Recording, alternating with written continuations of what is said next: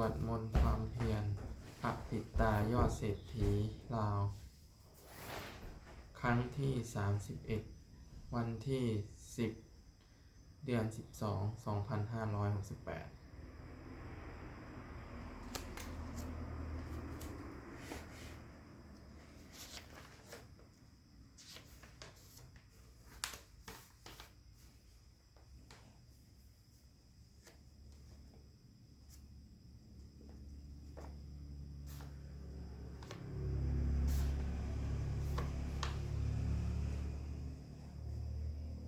วันนี้เป็นครั้งที่31ตรงกับวันที่10 เดือน 12 2568ข้าพเจ้านายธีรมิกราชขอเปล่งวาจาสาธยายพุทธมนต์ถวายเป็นพุทธบูชาธรรมบูชาสังฆบูชาและเป็นอาจารย์บูชาในองค์พระขมปฏิเถระเจ้าองค์หลวงปู่สำเร็จรุ่นหลวงปู่บุญเดชหลวงปู่ศิลาตลอดทั้งครูบาอาจารย์ผู้เป็นเจ้าของวิชาจินดามณีขอเทพเทวดาเจ้าทั้งหลายโปรดจงมาอนุโมทนาในการสวดสาธยายของพระเจ้านี้ขออนุภาพคุณพระรัตนตรัยครูบาอาจารย์และเทพเทวดาทั้งหลายโปรดจงบันดาลให้จิตของพระเจ้าเป็นสมาธิอันควรแก่การสวดสาธยายมนต์ต่อไป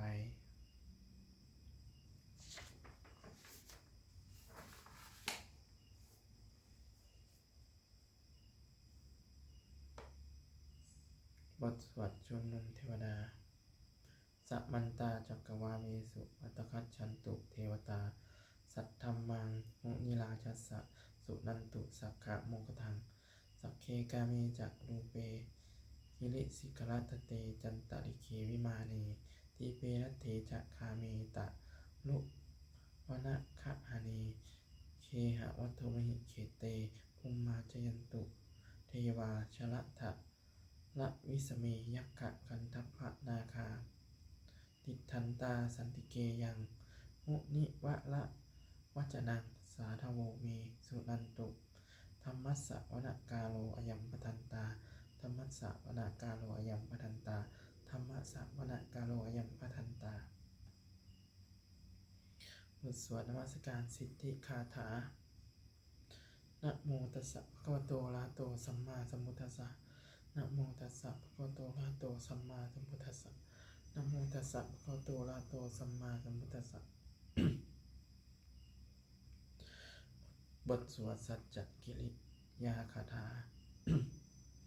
นัตติเมสารนังอัญญังพุทโธเมสารนังวรังเอเตนะสัจวัชเชนะโสติเมโหตุสัพพทานัตติเมสารนังอัญญังธัมโมเมสารนังวรังเอเตนะสัจวัชเชนะโสติเมโหตุสัพพทานัตติเมสารนังอัญญังสังโฆเมสารนังวรังเอเตนะสัจวัชเชนะโสติเมโหตุสัพพทา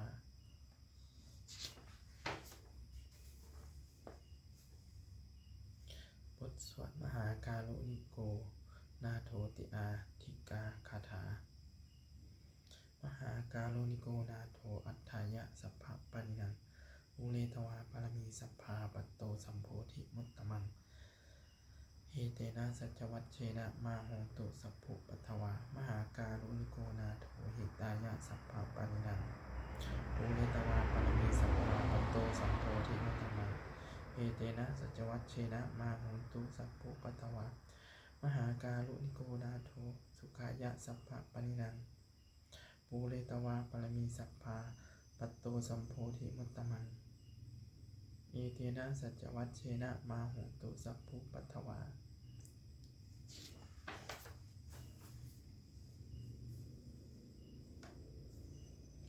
บทสวดมหาสมัยสูตรเอวัมเนสุตังเอกังสมยังภควา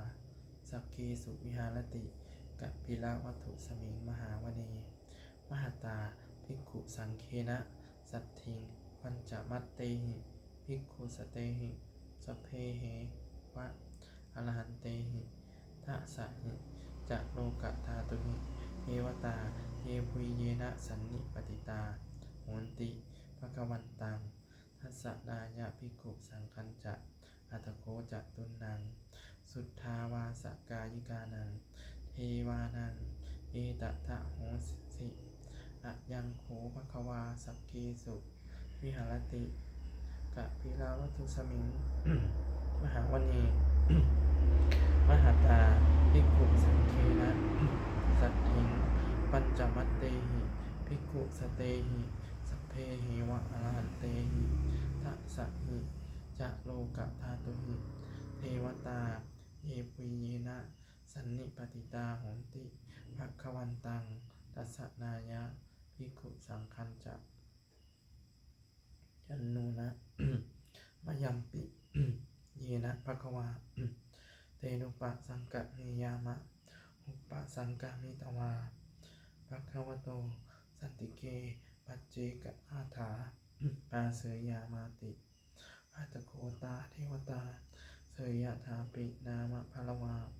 ปุริโสสัมมันชิตังมาพาหังปัสสาเลยยะปัสสาลิตังมาพาหังสัมมิเชยยะเมวะสุทธาวาเสสุเทเวสุอันตรหิตาปะคะวะโตปุระโตปาตุระหังสุอาตโคตาเทวตาภควันตานะภควันตังอภิวาเทตวาเอกมันตังอัตถังสุเอกมันตังติตาโขเอกาเทวตาภควโตสันติเกอิมังคาถังอภาสิมหาสมโยปะวะนัสมิงเทวคายาสมาคตาอาคตัมหะอิมังธรรมะสมยังทักขิตาเยวะอัปราชิตะสังคันติอัตโคอัปราเทวตาภควโตสันติเกอิมังคาถังอภาสิตัตตระภิกขโวสัมมาทหังสุจิตตังอัตตโนอุชุกะมะกังสุสารถีวะเนตานิมเหตวาอินทริยานิ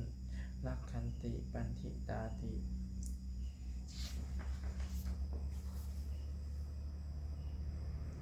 อัตตโคอัปปราเทวตาภควโตสันติเกอิมังคาถังอภาสิเชตวา ขีลังเชตวาปะลีคังอินทะขีลัง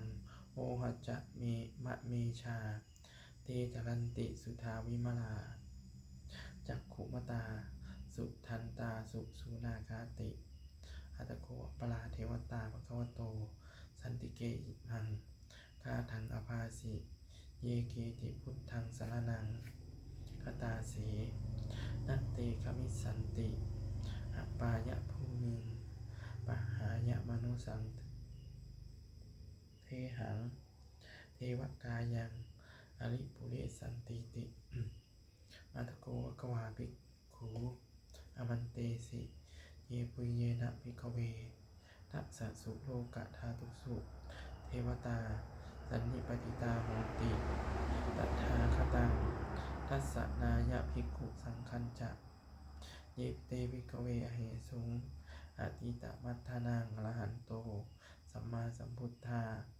เตสัมปิภควันตานังเอตปรมาเยวะเทวตาสันนิปติตาอเหสุงเสยยะถาปิไมหังเอตาละหิเยปิเตภคเวภวิสันติอนาคตมัฏฐานังอรหันโตสัมมาสัมพุทธาเตสัมปิภควันตานังเอตปรมาเยวะเทวตาสันนิปติตาภวิสันติ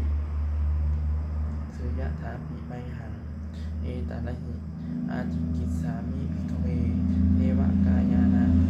นามานิอิตยิสสามิภิกขเวเทวกายานังนามานิเทสิสามิภิกขเวเทวกายานังนามานิตังสุนาถสาธุกังนะมะนะสิกะโลทะอาสิสามิปิเอวัมพันเตติโหเตภิกขุภควโตปัจจโสสุงภควาเอตัทธะโมจะ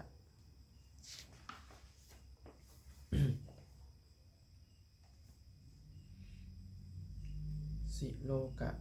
มนุสกัสสามิยัตถะภูมาตทัสสิตาเยสิตาหิริกัพพลังปะหิตัตตาส มาหิตาปุถุสีหวะลัลลีนาโลมะหังสาภิสัมพุโนโอทาตะมะนัสสาพุทสุทธาวิปัสสันนะมลาวิลาพีโยปัญจสเตยตวาวะเนกาปิลวัฏเวตะโตอามันตยิสัทธาสาวเกสาสเนนะเตเทวกายาภิกันตาเตวิชานาถภิกขโวเตจะอาตัปปะมัคคลุงสุตตวาพุทธศาสนังเตสัมปะตุละหุญาณังอะมนุสสานะทัสสนังอเปเกสตมัตตคุงสหัสสังอัฏฐสตลิงสตังเอเกสหัสสานังอะมนุสสานะมัตถสุงอเปเกนันตมัตถคุงติสาสัพพาพุทธาหุงตัญจะสัพพังอภิญญายะวะวะคิตวานะจะคุมาตัตโตอมันตยิสัทธาสาวเกสาสเนนะเตเทวกายาภิกันตาเตวิชานาถภิกขโวเยโวหังคิตยิสามิกิลาหิอนุปุปปะโสสัตตะสหัสสาวยัคขาภูมากาปิลวัฏวาอิทธิมันโตชุติมันโตวันนะมันโตยะสัสสิโนโมทะมานาภิกามุภิกขุนังสมิติมานังจะสหัสสาหิมะวตายัคขานานัตตวันนิโนอิทธิมันโตชุติมันโตวันนะมันโตยะสัสสิโน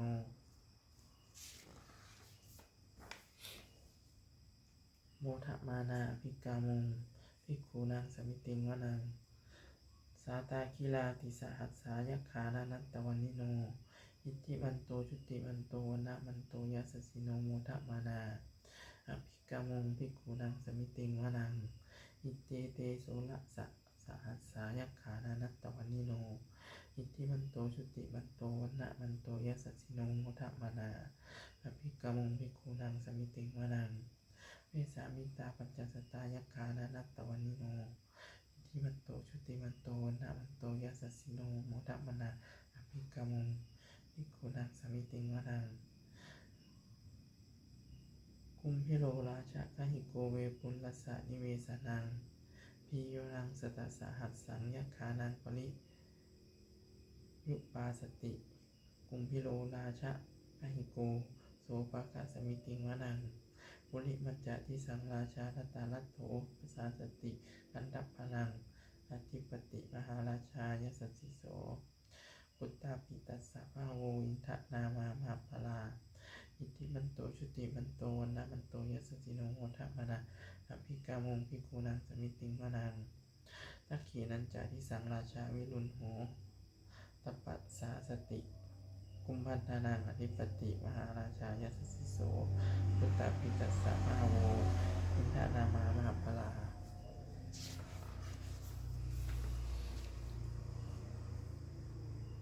อิทธิมันโตชุติมันโตวันนะมันโตยะสัสสิโนโมทะมานาภิกามุ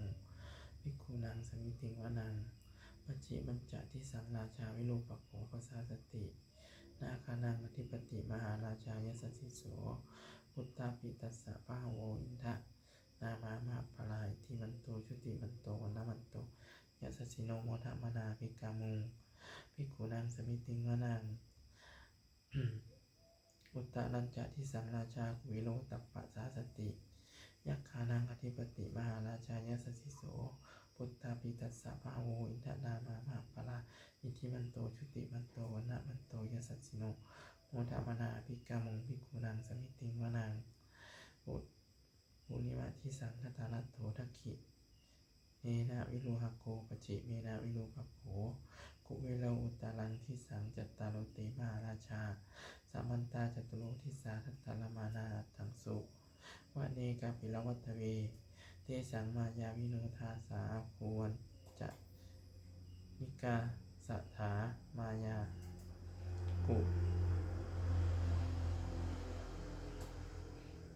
เตนทุเวเตนทุวิภูจะวิภูโตสหจันทโนกามะเศโธจะกินนุคันตุนิคันตุจะปะนาโทโอปะมัญโยจะเทวะสูสีจะปารติจิตตะเสโนจะ าจะนุสโพ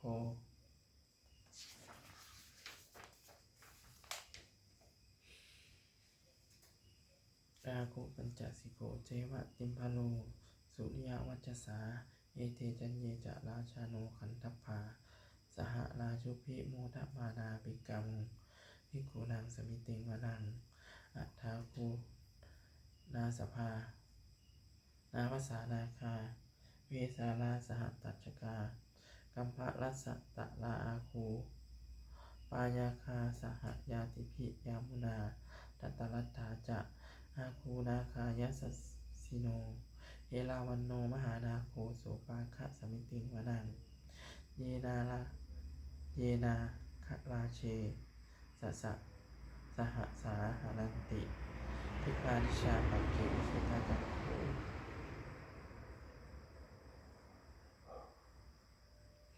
วิหายสาเตนะวะมัชฌะปัตตาจิตตาสุปันนาอิติเตสะนามังอภยันตทานาคะราชานะมาสิสุปันนโตเขมะอากาสิพุทโธสันนาหาหิวาจาหิอุปปวะหยันตานาคาสุปันนามรณะนาคาสุปันนาสารณะมะกังสุพุทธังชิตาวชิระหัตเถนะสัมมุทังอสุราสิตาพาตโลวาสวัสเสเตอิจิมันโตยสัสสิโนกาลกัญชามหาพิสมาอสุราทานะเมฆสาภิปัจจิติสุจิติจะมหาปหาลาโทนะมุจีสหะสัตตัญจะภริปุตตานังสัพเพเวโมจะนามกาสันไนยะหิตวาภริงสีนังลาหุพัทธะอุปาขมงสามะโยธานิพัพันเตภิกขุนางสมิติงวนัง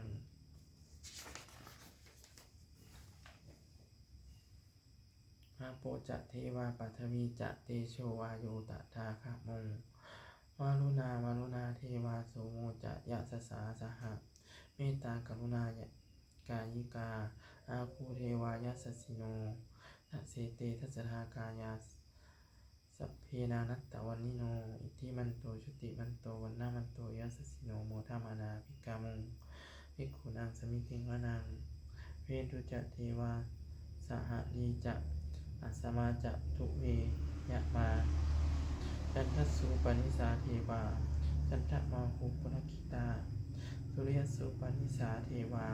สุริยมาภูปุรคิตานักขตานิปุลักขิตวาอาภูมันทวะลาหกาวสุนางวาสะโอสิโธสโกปะคะปุรินทะโทนะเสเตทัสสทากายาสัพเพนานันตวันนิโนอิทิมันโตชุติมันโตวันนะมันโตยสัสสิโนโมทมนาภิกามงภิกขุนางสมิติงวนังอาทาโคสหภูเทวาชละมัคคิริสิกขาลิวะ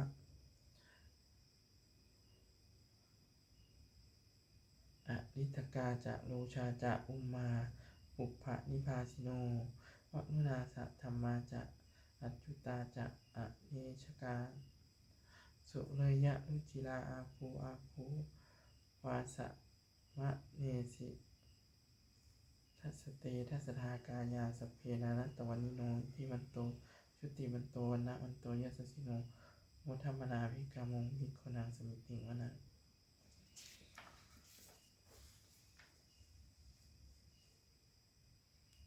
สัมมานามหาสมานามานุสามนุสุตตมาคิทาปะทุสิกาอาภูอาโคมโนปะทุสิกาอัฏฐาคูหารโยเทวาเยจะโลหิตะวาสิโนปาลคามหาปาลคาอาภูเทวายสสิโน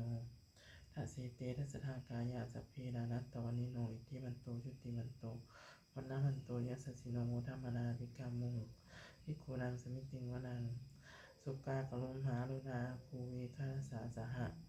โอทาตะไคหาปะโมคคาอาภูเทวาวิจักขณาสัทธามัตตาหาลกัจฉามิสกายะจะยะสสิโนทะนยังอาคาปะชุนโนโยทิสาอภิวัสสติ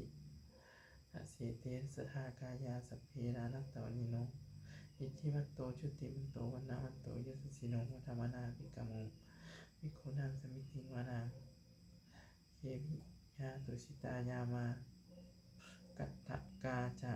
ยะสัสสิโนสัมภิตกาลามะสิทธาโชตินามะจะอาสวานิมมานะละติโนอาคูอัฏฐาคูปรัมนิมิตาทัสเสเตทัสสทากายาสัพพีนานันตวนิโนอิทธิมันโตชุติมันโต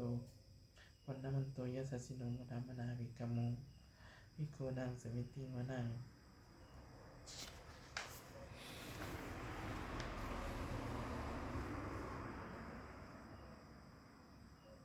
สัทเทเตเทวนิกายาสัพเพนานัตตวนิโนนามันวะเยนะอาคันฉุงเยจันเยสวิสาสหะพวุฒชาติมัคคิลังโอคะตินนะมะนาสวัง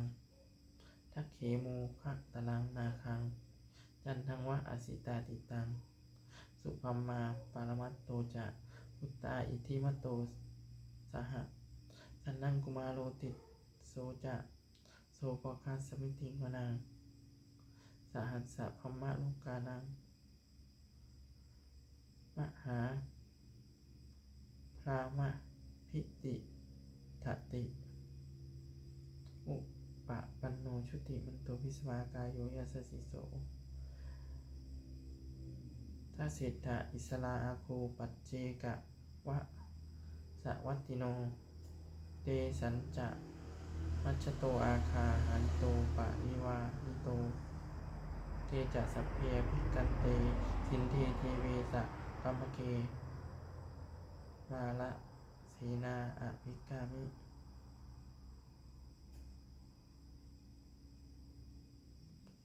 ปัสสะกันหัสสะมันทิยัง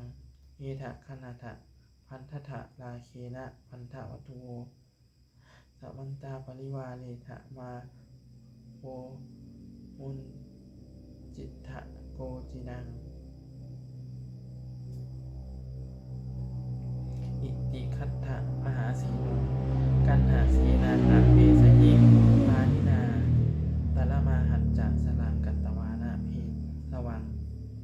ยะถาสาวุสโกเมโคธนะยันโตสาวิจุโกตถาโสปัจจุทาวติสังคุตโทอะสยังวะเสตัญจสัพพังพิญญายะมะวะกิตวานะจักขุมาตะโตอามันตยิสัทธาสาวกีศาสนิรเตมานะสีนาภิกันตาเตวิชานาทัพพิโก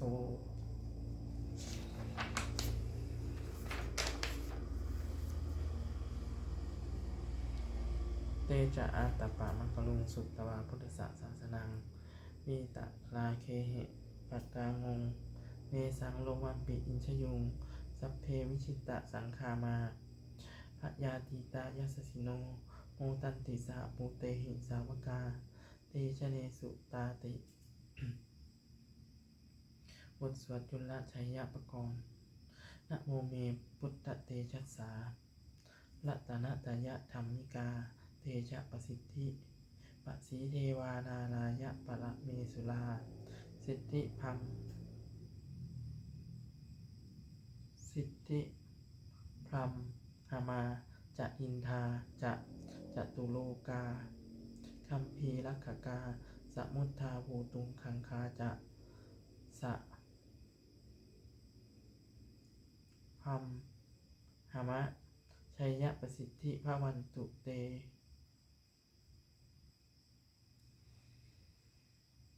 ชัยยะธรณีอุตทีนาทีชัยยะคะคนละตนละนิสัยนิไรใสศีลนะเมนุราชะพลนรชีชัยยะกัมพีละโสมพีนาคีนทนาคีปีศาจจะภูตกาลีชัยยะทุนนิมิตาโลคีชัยยะสิงคีสุทัศทานะมุขชาชัยยะวรุณนะมุขสัตตาชัยยะจำปาทินาคะกุลคันทกชั ชยะชยะคัจฉะคนนัตุลงสุกะละชงสีหพยัคฆทีปาชยะชยะวรุณนะมุขะยาตาชิตะเสนาลีอุณสุทธินรดีชยะชยะสุขาทีวีชยะชยะธรณีสเลสตาสุชยาชยะชยะธรณีสานตินสตาชยะชยะมังคลาลัญญาภควัคเคชยะชยะวะรุณนะยะเคชยะชยะทักกะเสสุรพุชาสุรพุชเตชา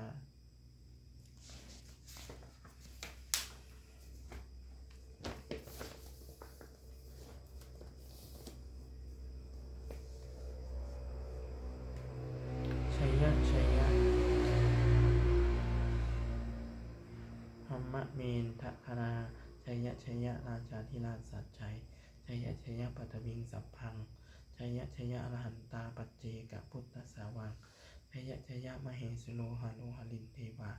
ชัยยะชัยยะพรหมมาสุรโขชัยยะชัยยะนาโควิโรจโคปิรุปักโขจันติมาลวิอินโทจะเวนะเตโยจะกุวิโลวะลุโนปิจะอัคคิวาโยจะปาชุนโหกุวาโลทัตตารัตโกอัฏฐารัสสะมหาเทวาสิทธิตาปะสะอาทะโยอิสิโนสาวกาสัพพาชยะลาโมภวันตุเตชยะธัมโมจะสังโฆจะปะทะปะพาโลตะสัปปาโลจะชยกังเอเตนะชัยยะเตเชนะชัยยะโสถีภวันตุเตเอเตนะพุทธเตเชนะโหตุเตชัยยะมังคลังชัยโยปิพุทธสัสสิริมโตอายังมนัสสจักปปิมโตวราชโยอุโคสยามโพธิมันติปมุทิตาชัยยะตถาภมะคณามหิสิโนชัยโยปิพุทธสัสสิริมโตอายังมนัสสจักปปิมโตวราชโยอุโคสยามโพธิมันติปมุทิตาชัยยะตถาอินทคตามหิสิโนชัยโยปิพุทธสัสสิริมโตอายังมนัสสจักปปิมโตวราชโยอุโคสยามโพธิมันติปมุทิตาชัยยะตถาเทวะคณามหิสิโนชัยโยปิพุทธสัสสิริมโตอายังมนัสสจักปปิมโตวราชโยอุโคสยามโพธิมันติปมุทิตาชัยยะตถาสุปันนะคณามหิสิโนชัยโยปิพุทธสัสสิริมโตอายังมนัสสจักปปิมโตวราชโยอุโคสยามโพธิมันติปมุทิตาชัยยะตถานาคคณามหิสิโน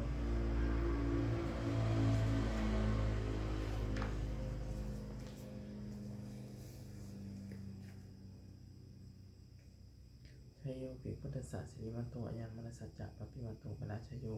อุโคสยามโพธิมันติปมุทิตาชัยยะตถาสัพพมะคณามหิสิโนชยันโตโพธิยามุเลสักยานังนันทิวัฒโนเอวังตวังวิชโยโหหิเชสุชยมังคะเลอปราชิตะปัลลังเกสีเสปทวิปุคะเลอภิเสเกสัพพะพุทธานังอัคคปโตปะโมตทิสุนัคตังสุวังคลังสุปะพาตังสุมุติตังสุนังโหสุมุชัยสุนะสุขะนุสุมุหุตโตจะสุอิทธังธัมมะจังสุปัทขินังกายกัมมังวาจากัมมังปัทขินังปัทขินังมโนกัมมังปักนิอิเตปัทขินานิกัตตวานะละพันตเถปัทขิเนเตอัตตรัตถาสุขิตาวิมุนหาวะพุทธศาสเนอโลคาสุขิตาโหทะสหสัพเพหิยาติภิสุนันตุโพนโตเยเทวาอัสมิงฐาเนอธิคตาทีคายุกาสัทธาโหนตุสุขิตาโหนตุสัพพทารักขันตุสัพพะสัตตานังรักขันตุชินะศาสนังยะกัจจิปัตตวาเตสังสัพเพปุเรนตุมะโหระถายุตตะกาเลปวัสสันตุวัสสังวัสสามหาวราหากะโห โอคาจุปัตถวาเตสังนิวาเรนตุจะสัพพทากายาสุขังจิตตาสุขังอรหันตุยถาระหัง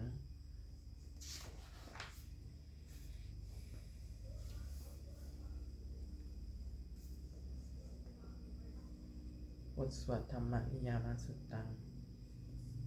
เอวัมเมสุตตังเอกังสัมยังภควาสาวัตถิยังวิหารติเชตวเนอนาคาปินทิกัสสะปารามีตถาโขภควาภิกขุอมันเตสิภิกขโวติกัทันเตติเตภิกขุภควันโต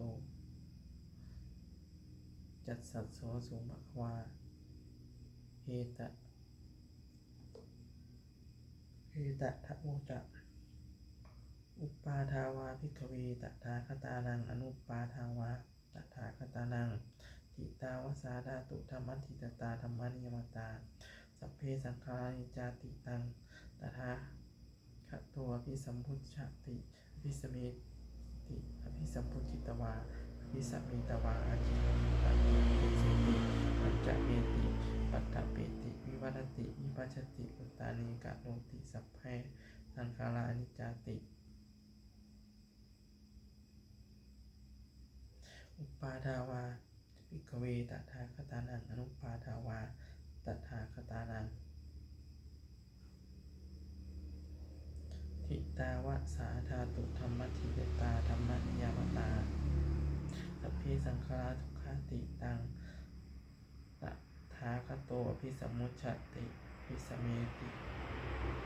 อภิสัมพุชิตวาอภิสัพเพตวาหาจิขติเอเสติปัญจเปติปัตถเปติวิวารติวิภัชชติอุดรธานีอุตตานีกะโลติสัพเพสังขาราทุกขาติ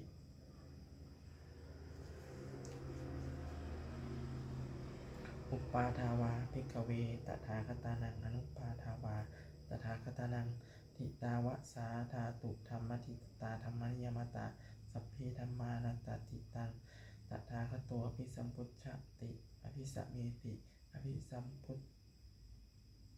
ตวาอภิสัมเมตวาอาจิขติเทเสติปัญจเมติปัตตเปติ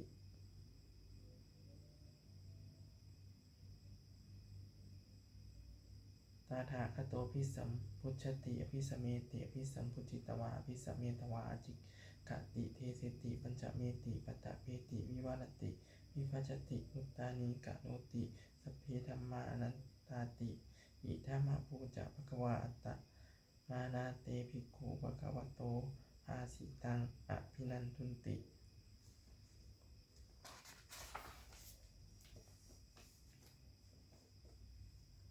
บทสวดพัทเทกรัตตคาถา อทีตังนานาวาคะเมยะนัปปติกังเขอนาคตังบุคคลไม่ควรตามคิดถึงสิ่งที่ล่วงไปแล้วด้วยอะไรและไม่พึงพะวงถึงสิ่งที่ยังไม่มาถึงยะทะติตัมปะนินันตังอปปัตตัญจะอนาคตังสิ่งเป็นอดีตก็ละไปแล้วสิ่งเป็นอนาคตก็ยังไม่มาปัจจุบันนันจะโยธัมมังตัทธะวิปัสสติอหังลิสังอสังลิหังสังบุปปังตังนิทะมโนภูหายีผู้ใดเห็นธรรมที่เกิดขึ้นเฉพาะหน้าในที่นั้นๆอย่างแจ่มแจ้งไม่งอนเงียนคลอนแคลนเขาควรขอบคุณอาการนั้นไว้อัจเชวะกิจจามาตัปปังโกชัญญามรณังสุเวความเปลี่ยนเป็นกิจที่ต้องทำวันนี้ใครจะรู้ว่าความตายแม้พรุ่งนี้นะโยงสังขลันเตนะมหาเสนะอัจจุนาเอวังวิหาริมาตาปิงตังวัตตะตันติทางตังเวพัทธะเทกะรัตโตติสันโตอาจิขเตมุนีผู้สงบย่อมกล่าวเรียกผู้มีความเพียรอยู่เช่นนั้นไม่เกียจคร้านกลางวันกลางคืนว่าผู้เป็นอยู่แม้เพียงนาทีเดียวก็น่าชม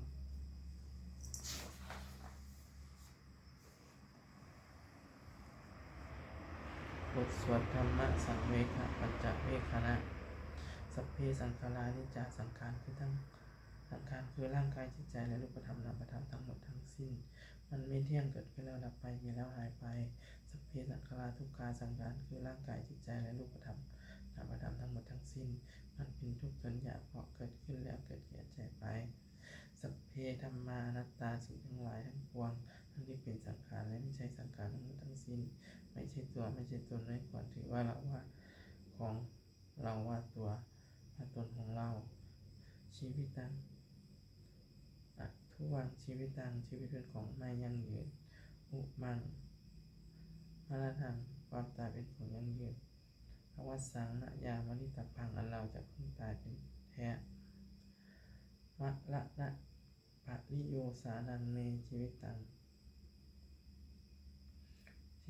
เมอนิยตังชีวิตของเราเป็นของไม่เที่ยง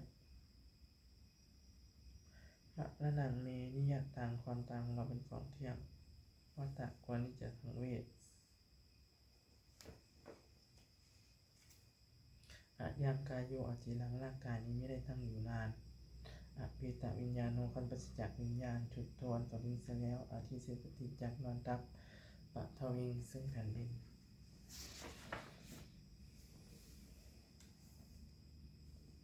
กะลิงคลังอีวะพุทธังว่าท่อนไม้และท่อนฟืนนิรัตตังหาประโยชน์ไม่ได้นิตาวัฏสังขาราสังขารทั้งหลายไม่เที่ยงหนออุปาทวะญาธรรมนิโนมีความเกิดขึ้นแล้วย่อมมีความเสื่อมไปเป็นธรรมดาอุปัชชิตวานิรุชันติการเกิดขึ้นแล้วย่อมดับไปเยสังมูปัสสโมสุโขความเข้าไปสงบระงับสังขารทั้งหลายเป็นสุขอย่างยิ่งสัพเพสัตตามรันติจะสัตว์ทั้งหลายทั้งปวงกำลังตายอยู่มลิงสุจามลิสเรที่ตายแล้วและกำลังจะตายตะเทวะหังมลิสามิเราก็จะตายอย่างนั้นเหมือนกันนัตถิเมอิตะสังสโยความสงสัยในความตายนี้ย่อมไม่มีแก่เราเลย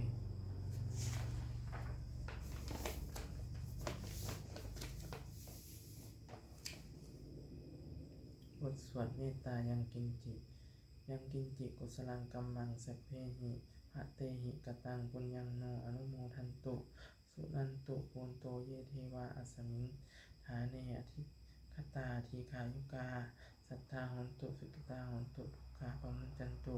มาตาปิตาสุกิตาหนตุทุกขาปมุญจันตุสัพเพยาติกาสุกิตาหนตุทุกขาปมุญจันตุสัพเพอะยาติกาสุกิตาหนตุทุกขาปมุญจันตุสัพเพปิสาสัพเพยัคฆาสัพเพเพทาสุกิตาหนตุทุกขาปมุญจันตุสัพเพอาจาริยุปัจฉยายะสุกิตาหนตุทุกขาปมุญจันตุสัพเพนักขัตตาสุกิตาหนตุทุกสาขาปมุญจันตุสัพเพเทวาสุกิตาหนตุทุกสาขาปมุญจันตุสัพเพธามะเทนาปะนิชันตุ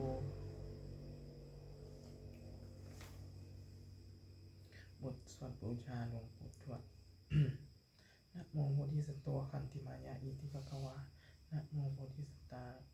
ว์คันติมายะอิติภควานะโมโพธิสัตว์คันติมายะอิติภควา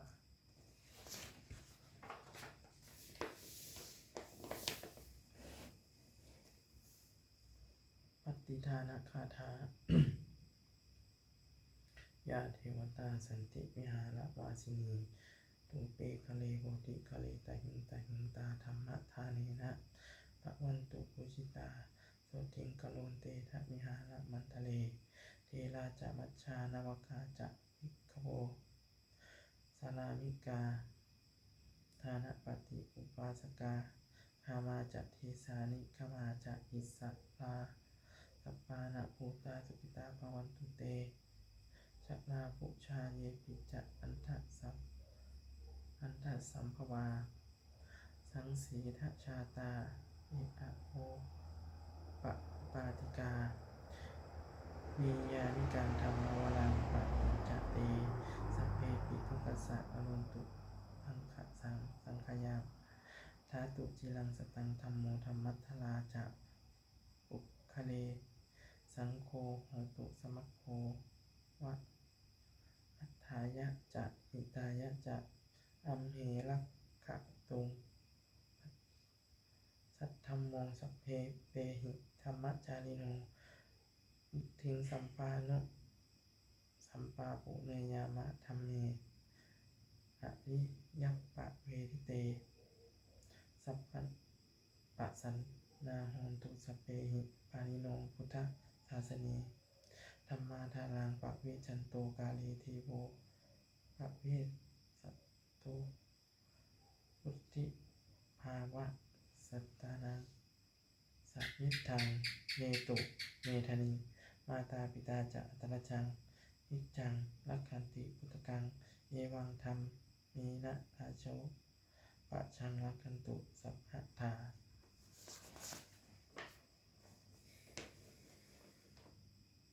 เทวตาอุโยชนะคาถาบททรงเทวดาทุกขปัตตาจะนิทุกขาพยปัตตาจะนิพยาโสกปัตตาจะนิโสกาโหตุสัพเพปิปานิโนเอตาวตาจะอัมเหหิสัมปตังปุญญาสัมปตังสัพเพเทวานุโมทันตุสัพพาสัมปติสิทธิยาทัตนังทัทันตุสัทธายะสีลังทันตุสัพพทาภาวนาภิรตาโหตุขัจจันตุเทวตาคตาสุมังคลคาถาโหตุสัพพังสุมังคลังละกันตุสัพพะเทวตาสัพพะพุทธานุภาเวนะสุติโหตุนิรันตรังโหตุสัพพังสุมังคลังละกันตุสัพพะเทวตาสัพพะธัมมานุภาเวนะสุติโหตุนิรันตรังโหตุสัพพังสุมังคลังละกันตุสัพพะเทวตาสัพพะสังฆานุภาเวนะสุติโหตุนิรันตรัง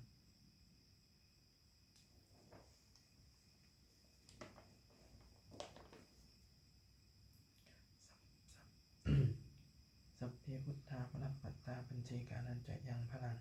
อรหันตานันจะเตชนะรักขังปัตตมิสัพพโสสัพเพพุทธาพระปัตตาปัญเจกานันจะยังพลังอรหันตานันจะเตชนะรักขังปัตตมิสัพพโสสัพเพพุทธาพระปัตตาปัญเจกานันจะยังพลังอรหันตานันจะเตชนะรักขังปัตตมิสัพพโสสัพเพพุทธาพระปัตตาปัญเจกานันจะยังพลังอรหันตานันจะเตชนะรักขังปัตตมิสัพพโสสัพเพพุทธาพระปัตตาปัญเจกานันจะยังพลังอรหันตานันจะเตชนะรักขังปัตตมิสัพพโสสัพเพพุทธาพระปัตตาปัญเจกานันจะยังพลังอรหันตานันจะเตชนะรักขังปัตตมิสัพพโสสัพเพพุทธาพระปัตตาปัญเจกานันจะยังพลังอรหันตานันจะเตชนะรักขังปัตตมิสัพพโสสัพเพพุทธาพระปัตตาปัญเจกานันจะยังพลังอรหันตานันจะเตชนะรักขังปัตตมิสัพพโสสัพเพพุทธาพระปัตตาปัจเจกานันจะยังพลังอรหันตานันจะเตชนะรักขังปัตตมิสัพพโส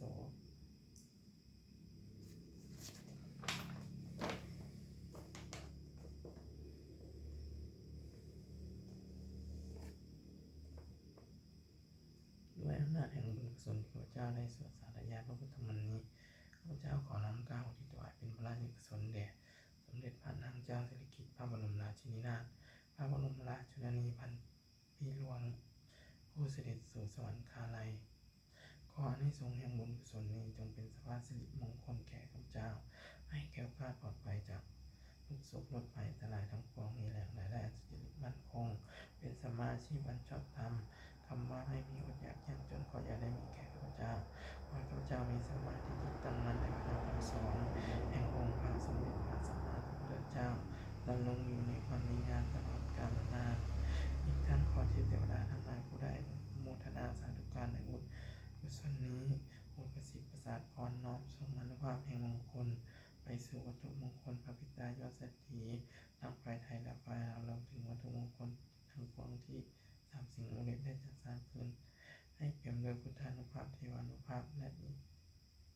นิทานุภาพอันศักดิ์สิทธิ์อำนวยผลให้เป็นสิริมงคลแก่ผู้ครอบครองและบูชา